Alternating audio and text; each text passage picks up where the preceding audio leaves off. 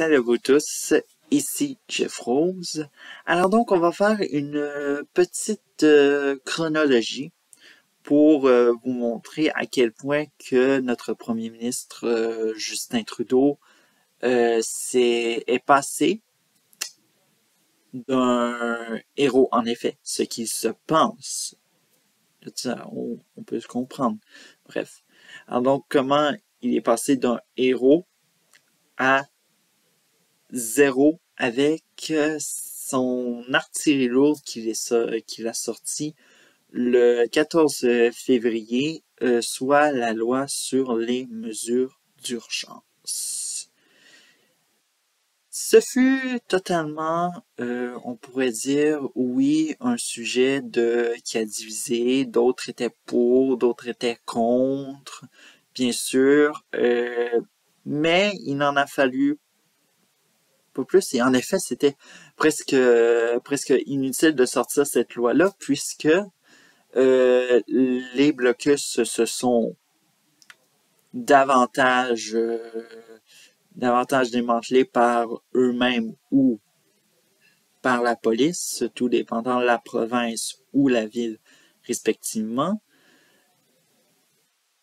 La police d'Ottawa, accompagnée de d'autres corps policiers, dont incluant la GRC, a délogé d'un coup de balai les occupants qui manifestaient devant la colline parlementaire à Ottawa, sur la rue Wellington. Déjà aujourd'hui, les commerçants, les habitants ont retrouvé le calme paisible à Ottawa. Le calme est de retour enfin. Et bref, on est content pour eux. Et c'est ça. Mais bof. On a senti soudainement dans le gouvernement Trudeau que, au final, cette loi-là, c'était très incertain. Bref. Et effectivement, il y avait de l'incertitude et tout ça. Et même s'il n'en fallait pas plus, que ça faisait que même pas moins de 10 jours qu'elle a été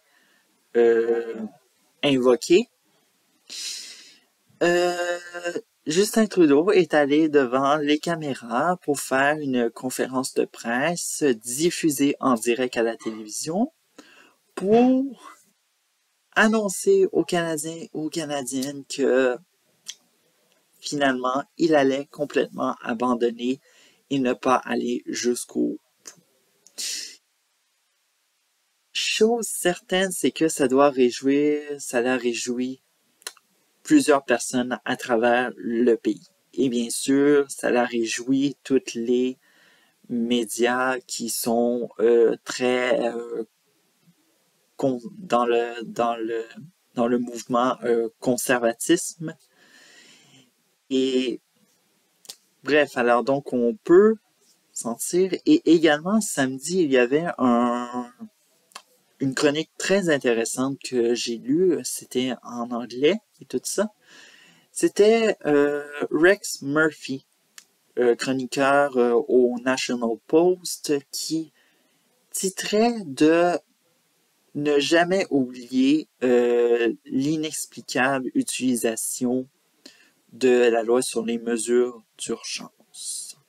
Bref.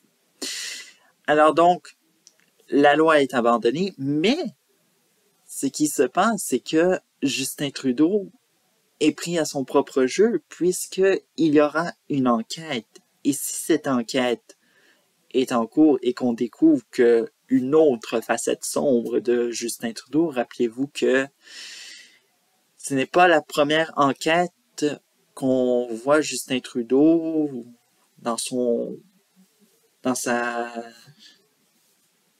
comté sombre et tout ça. Il y a eu cette enquête qui impliquait aussi l'ancienne ministre de la Justice, Jody Wilson-Raybould. Tout ça, croyez-moi que ça en a fait beaucoup parler. Et Bref, We Charity et maintenant l'enquête sur les mesures d'urgence. Alors donc, cette enquête va faire la lumière sur est-ce qu'elle a été utilisée de manière comme il faut ou il y avait eu des lacunes. Alors donc, croire que Mystère et Boule de Gomme, on va s'en régaler si c'est publié et qu'il y a du bon croustillant à dire. Alors donc, bien avant son abandon, il y a eu la veille. Et cette veille, il y a eu ce vote historique pour la mention à la Chambre des communes pour voter si on devait donner le feu vert à la loi sur les mesures d'urgence. Bref. Ce vote a été d'une manière écrasante, malheureusement. Le NPD, qui n'a pas voulu renverser le gouvernement avec et qui a voté avec le Parti libéral, soit avec Justin Trudeau, d'une manière de 185 pour et 151 contre. Alors donc, les 151 contre, et bien sûr, c'est le Parti conservateur, c'est le Bloc québécois. Bref, ces partis qui ne voient pas la valorisation ou l'amélioration que ça leur a fait pour la loi. Et bien sûr, c'était complètement bien sûr écrit au plafond de la Chambre des communes que Justin Trudeau allait dans un cul-de-sac. Bref. Par la suite, il y avait bien sûr ce destin de ce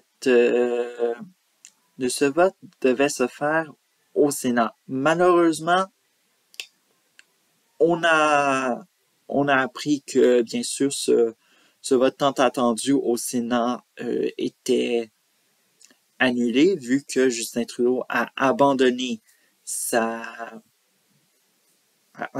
l'application de la loi sur les mesures d'urgence. Et on se serait fait des idées. Comme par exemple Denise Matters, cette sénatrice de la Saskatchewan qui, on vous rappelle, avait demandé un vote de confiance envers Erin O'Toole et qui s'est fait finalement expulser du groupe des sénateurs conservateurs. Bref, on songe qu'elle aurait voté contre, alors donc c'est très clair, vu qu'elle a apporté son soutien aux camionneurs avec plusieurs autres députés conservateurs. Bref. Et bien sûr, un qui aurait voté pour, c'est bien sûr l'ancien sénateur conservateur Denise Patterson. Alors donc, le sénateur du Nunavut qui aurait voté pour. Évidemment, on sait que il est sorti dans les médias pour dire qu'il se dissociait totalement des conservateurs, qu'il est sur toute sa frustration pour dire qu'il se dissociait des conservateurs à cause de ce soutien pour les camionneurs et le Freedom Convoy ou en français le convoi de la liberté. Et ce convoi de la liberté ou Freedom Convoy, il continue toujours, même si les polices ont beau se vanter, les habitants, les commerçants ont beau se vanter que le calme est revenu à la normale et tout ça, eh bien, aucunement, puisque bon, bien sûr, ils ne sont pas allés envahir d'autres villages, mais ils se tiennent tranquilles, en résistance, dans des milieux périphériques d'Ottawa. Alors donc, les journalistes ont repéré ces petits groupes de résistants, majoritairement à On Prairie, tout ça situé dans l'ouest d'Ottawa, Ventling Hills, alors donc ça c'est situé à l'est d'Ottawa, et dans le secteur Greenlee, alors donc situé dans la ville d'Ottawa au sud.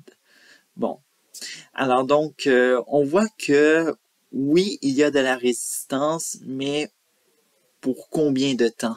Tout ça. Alors donc on sait que oui, ça prend beaucoup d'approvisionnement, de ça, et d'ailleurs, on peut se poser une question, jusqu'à où ces résistances ou ces restants du Freedom Convoy, du convoi de la liberté, sont prêts à aller jusqu'à où et jusqu'à quand?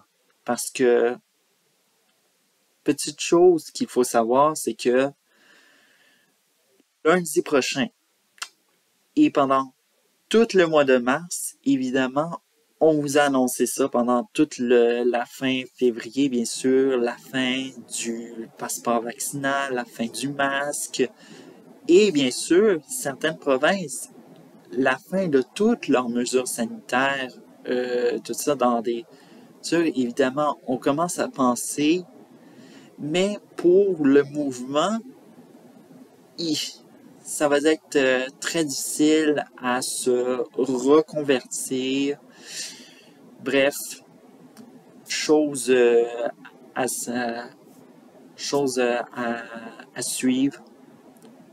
Bref, alors donc, et bien sûr, autre chose, bien sûr, si on revient dans la ville d'Ottawa, pourquoi pas vous parler de cette déclaration stupide du maire Jim Watson, qui était de vendre les véhicules des manifestants de la rue Wellington et tout ça.